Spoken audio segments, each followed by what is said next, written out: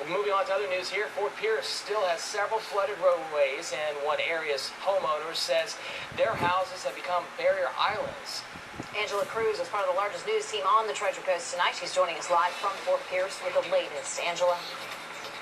Good evening. I'm standing in the middle of Bell Avenue, and the cars I've seen drive by here are taking this roadway pretty slowly because the water goes far up their tires. Now, one block south of here on Sweetwater Drive here in Fort Pierce, the homeowners say they can't drive to their houses. They can't even wade to them like I'm doing. They have to boat to their homes. It's not a typical grocery store run for Jack Hebert.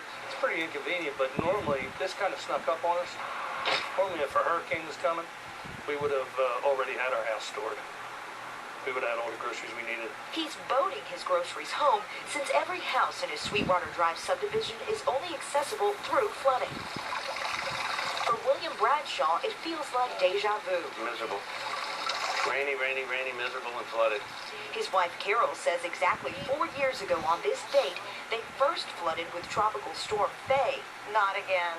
Not again. For 4 years now, we've been dealing with this. Christina Noya feels like a hostage in her own home.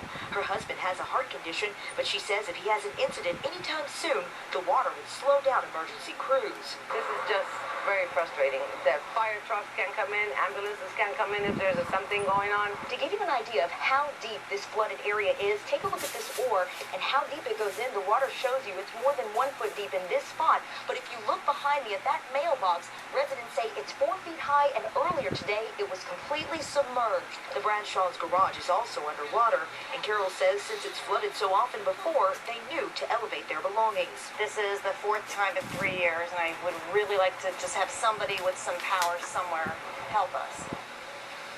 And somebody with some power, District 4 County Commissioner Franny Hutchinson did stop by today. She spoke with the Sweetwater Drive residents. She saw a broken berm, which is actually a water blockade. She's hoping that if they can get that repaired, that would stop at least one source of this area's flooding. For now, reporting live in Fort Pierce, Angela Cruz, Fox 29 News. Angela, thank you. Cruz on the Treasure Coast working to fix a gaping hole as a result of Isaac after people took to social media sites posting photos of the 6-footer.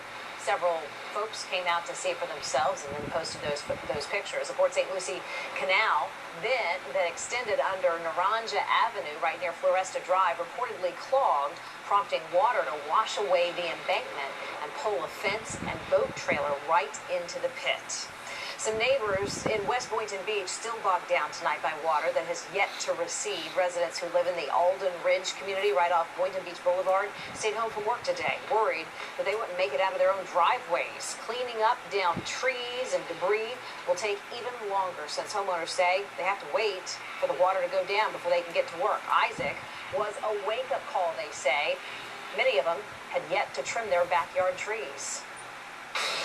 But we have to panic. You got the influx of calls once you start hearing things heading our way, and mostly coconut palms, any palm, anything that can become flying, flying missiles or anything of that sort.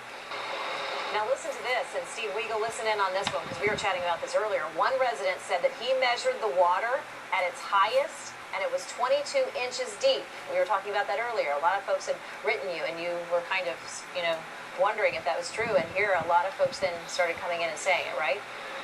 Yeah. Well, many reports. Yeah. Well, others were taking a lighthearted approach to the flooding, and they posted a no-wake zone sign in their area. Gotta have a sense of humor, right, Jake Adrian? That's right, smiling in all of this. What exactly can local water officials do to prepare for all of this rainfall? Fox 29's Katie LeGrone met with local and regional water district leaders to see if the flooding could have been prevented and what, if anything, can be done in the future to prevent it from happening again. Isaac left Palm Beach County underwater. But as water slowly subsides, questions have been quick to rise. Homeowners are even flooding us with emails. And it's a constant headache. Rick Fignar has been living in the acreage for years. And for years, he says, every bad downpour causes a front yard deluge. And every time we have 7 to 10 inches of rain, this is what we get. It's also a problem acreage leaders have been asking help for years. We need more help. Every year we have rain events with 6+ inches of rain that are challenging. Like I said, the 15 inches is just beyond what the system can handle.